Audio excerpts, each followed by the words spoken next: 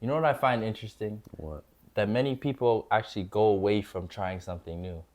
They don't want to fail. But I promise you, if you fall in love with the process of failing, then success will come to you faster than you could ever imagine.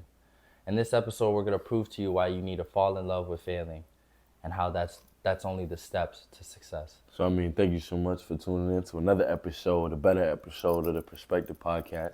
We're here to change your perspective. And elevate your mindset. He already said it. So, at the end of the day, today's episode is all about falling in love with failure.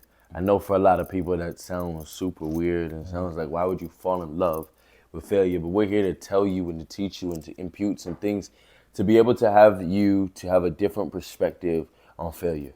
By the end of this video, you should look at failure as a positive thing. You should look at failure as something that you really do want to fall in love with. That it is that thing that you're not afraid of, that you don't fear, because once you fall in love with failure, you really fall in love with the process. You understand that it won't work on the first try. It might not work on the second, but you fall in love with keep trying and keep tweaking and getting better and learning different things. And when you fall in love with failing, you find yourself on the other end of success. So, I mean, I know you always have some statistic or something to really get into, really a story that you give them about failure. Give me something. Let me just ask you straight up. What was the last time you failed? Every day. Yesterday. Talk heavy. Honestly, like failure is a continuous. It's something that happens constantly in my life, and I've actually fallen in love with it, or I've accepted it, you know, and that's making me almost search for it, because I understood that it really is just steps to success. It's a part of the process. Like Nipsey said, it's a marathon. So you know, to fail is just failure is just the world telling you you need to improve. You know, so I rather that. It means I got stuff to do. You know, like I don't want to be bored and have nothing to do. I want to fail and okay, now I need to get back to work. Basically, I'll start off with Kobe quote. Always got it. Gotta I know go you with got Kobe, it, man. I know man. you got it. Where he, the goat, where he was I'm not gonna do it verbatim, but he was basically just saying how failure is essential, and the only way it's really a failure is if you stop going after. You know, so a lot of times I think we try something, and then we hit a roadblock, and then we fall off the cliff. We stop completely. But it's like we talked about last week with the value of despair. the value of despair. You quit there, and you think, and then that's when it's really a failure. And but it's not a failure if after that happens, now you get back to work and you put your head down and you figure out what went wrong in that situation. You know, so you're going through the process, and you're finding yourself. I love what you said. You're finding yourself on the other end of success. So it's just putting your head down and doing the work. So yeah, when Kobe said that, it reframed how I looked at failure. Because you think you're failing when something happens, but you're not even failing. You're just being corrected. Yeah. You know, to be better. But I think failure is inevitable. Nobody is perfect. Nobody's gonna get it on the first try. So if failure is inevitable, why not fall in love with the inevitable? Why not fall in love with that thing that you're gonna have to do because you know that it's gonna come? Why be fearful of it? Why allow it to cripple you? So many times we don't even start an initiative because we're afraid that we're gonna fail. We're afraid that we're not gonna make the basketball team as a kid, so we don't practice. We're afraid that we're not going to get that promotion at our job, so we don't put in the extra effort. We're afraid that we're not going to be everything that we hope we would be, and so we don't put in that late night hours or that overtime or that time to our craft or whatever that thing is. We're afraid of failing.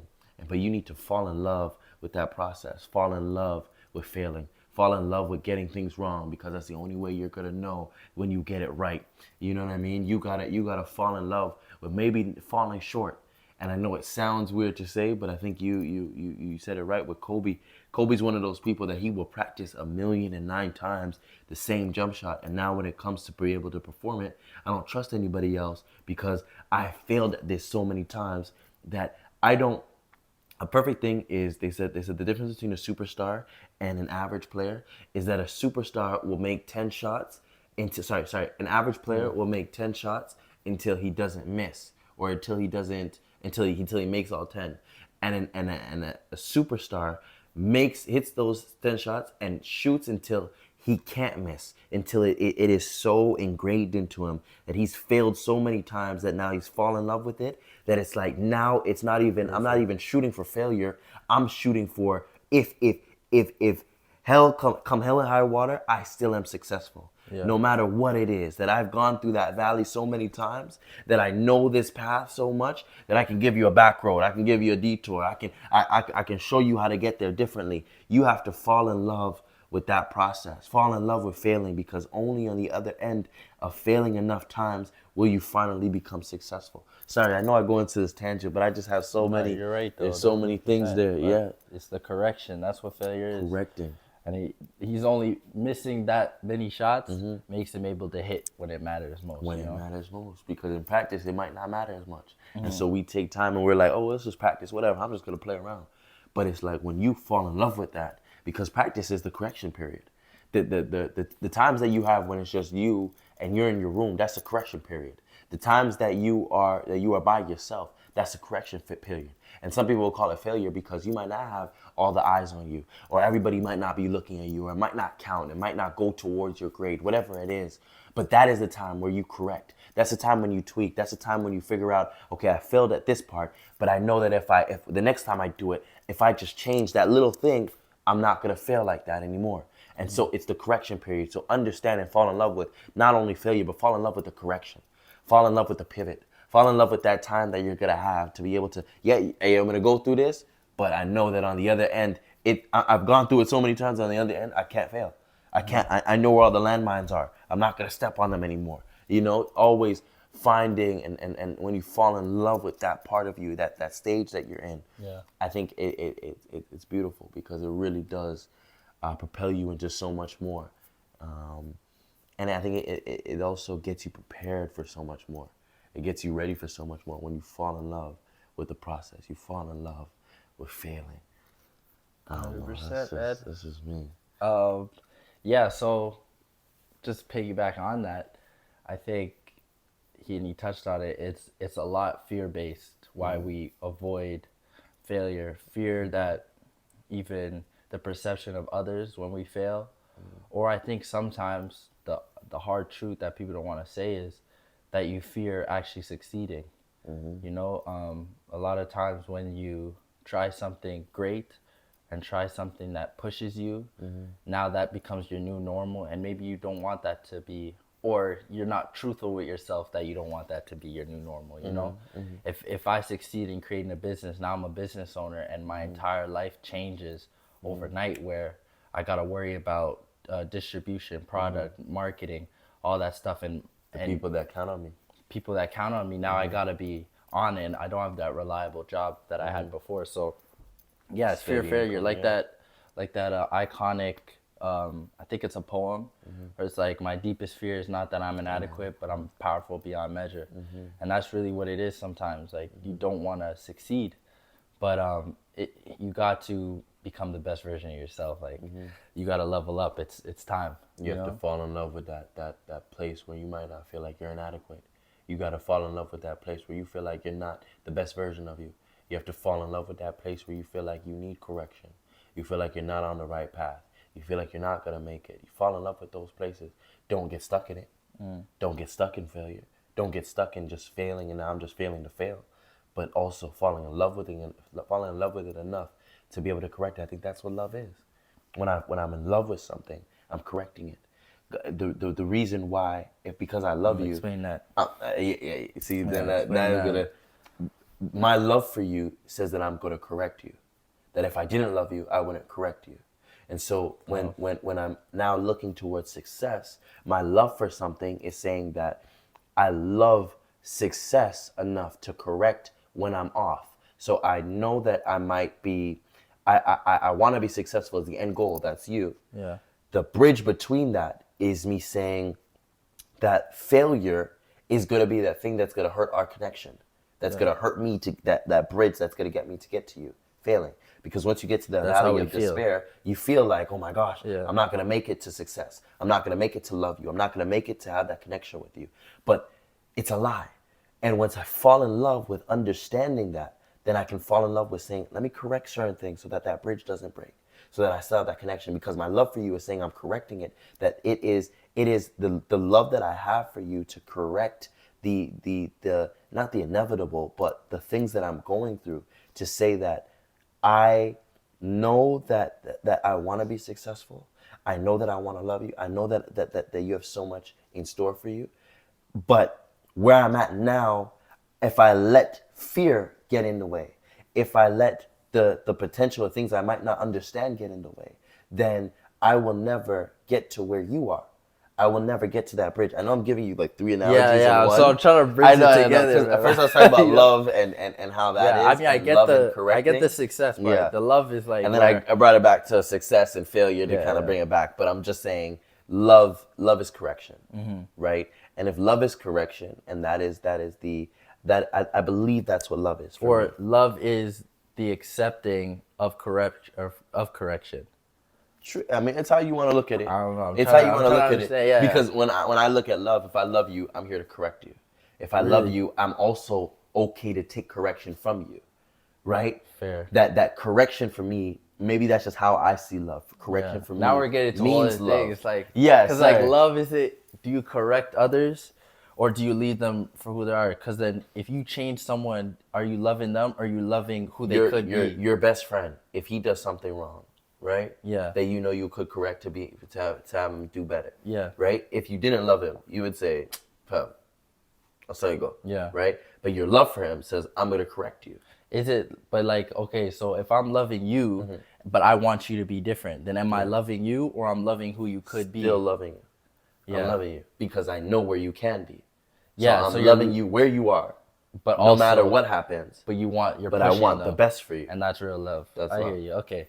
That was just a little tangent. No, but you're right. I hear you. We do this. Okay, we do this all the time. We you just get into a deep rabbit hole. Everything just kind of goes in. Okay, let's get back on topic. I got right here this magical book where I remember I was going through it just randomly, and then I remember I wrote something probably a couple of months ago where I was just explaining, I think I experienced some type of failure. I don't remember exactly, but I just wrote steps that I need to take to recover. So I thought it would be good to share it with you guys this week's episode, how to recover from an L. So number one, and I want your opinion and notes on it. So number one, remain consistent.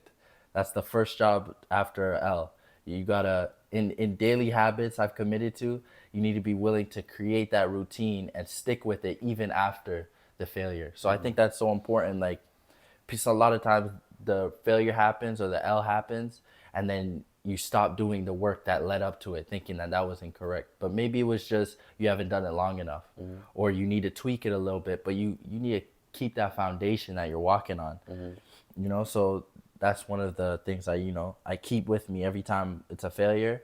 You got to analyze. All this is analyzing and adapting and finding your roots, okay? Number two, start to strive up. So this is basically that keep going mentality after a failure, not quitting at all and continuing to still go after that thing regardless of the speed bumps. So despite the challenges, pursue to be someone who can take on those challenges, become better and still work on yourself in order to not have those failures happen again. Number three, and this is a big one, do not negotiate. I think that's a big thing that a lot of us do when we're striving for something. We push towards it, and then when the failure comes, we start negotiating certain things that we already committed to. So it's just that unrelenting pursuit of one thing, regardless of the speed bumps, again, the failures that you may experience. That was huge. Fourth one, do not focus on the rewards of the work. So this is type a tweak. I think a lot of times we focus on acquiring and appearing instead of becoming and being. So I think that's a big difference, and a switch in perspective. Then instead of focusing on what you're gonna get out of your pursuit, you should focus on the person you're gonna become in the pursuit. You know what I mean? And I think I did a Instagram post on my story where what matters more, where it was a quote from, I can't remember his name, Thomas, where he said, what matters more, what you acquire or who you become. So, not being focused on necessarily the results of your work, but who you become in the process of pursuing your work, I think that's so important. And for the last, follow the fun. So this was just, it will not always be easy, but I will experience the most happiness knowing that I'm doing the necessary things to reach my goals. So, keep finding the fun in it, because that's what's going to push you over the edge against those people that quit because it's hard and they're not having fun. But if you just keep finding the things that keep you engaged, you're going to keep going regardless of the failures that you experience in your work. So yeah, that's just my, I think, 5. The 5 rules to get out of, get through failure and to start to fall in love with it and accept it as a part of the journey that you're on. Man, I think we gave you guys so much knowledge, so much information, so much perspective, so much things that you can take home. I hope that you're not only taking this for yourself, but you're also writing down notes, because I think there's so much that we've given that I hope that you're just not, you're valuing what you're being, what you're being taught, what you're being exposed to, that you're falling in love with, the new ideas that you're getting exposed to the same way that you're falling in love with failing. I don't know if you wanted to give any last remarks to that, Just real quick, I just want to double down on forget what people think when you're pursuing the thing you want. They do not matter in the grand scheme of things. Their opinions will die with them. Like it's hard to say, but I promise you it won't matter in the grand scheme of things. There's a quote, last quote, I promise, by Dr. Seuss, the GOAT. Yeah, y'all don't, real ones know. Anyways, Dr. Seuss said, those who matter don't mind, and those who mind don't matter. I just want to leave that with you. Bars. Man, thank you so much for tuning in to another episode of the Perspective Podcast. I hope that we were able to change your perspective And elevate your mindset. Y'all know what it is. Thank you so much. Know that we're praying for you, that we're proud of you, and that we love you. So, y'all know what it is. Let's go and get this, man.